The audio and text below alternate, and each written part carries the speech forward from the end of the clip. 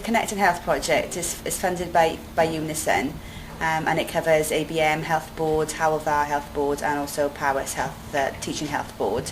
The aim of the project is to improve the literacy and numeracy skills of all staff working for the health boards, and we do this by raising awareness of what basic skills are and organising work-related courses that help improve staff skills.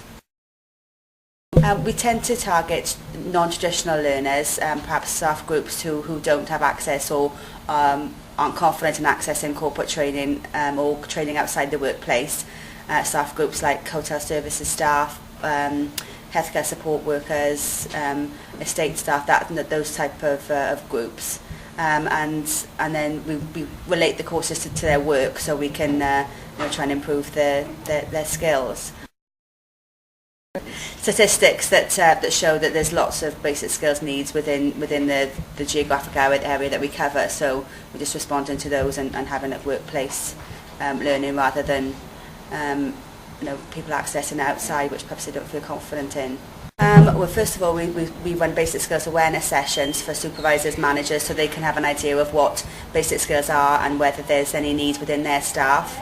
We run courses, maths for nurses courses, so it's not just perhaps lower skilled, lower paid workers that we target. It's for all staff. Maths for nurses. We do essential skills using IT. We use improve your spelling courses, recording and reporting. So they're all linked to work, but they're still improving the skills of the staff as well.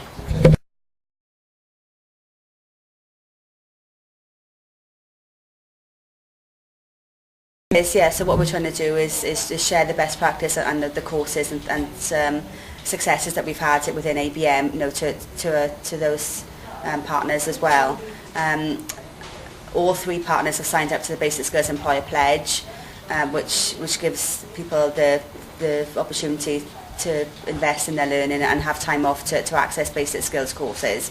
And our main aim is to have basic skills seen as a normal training need like any other. So usually we tend to do it depending on the staff groups. We can do one-off little short taster sessions for 2 hours on improve your spelling or recording and reporting, or metric maths. That's quite popular. People still tend to think in feet and inches rather than in centimetres.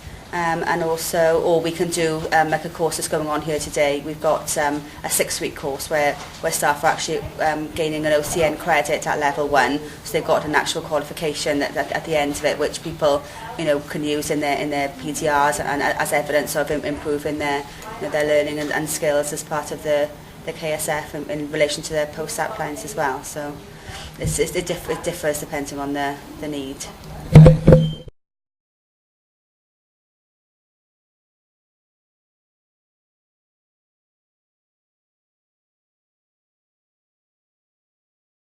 Sometimes, not all of us, but sometimes through growing up or misspent youth, shall we say, things aren't as they seem, and the basic skills are lacking.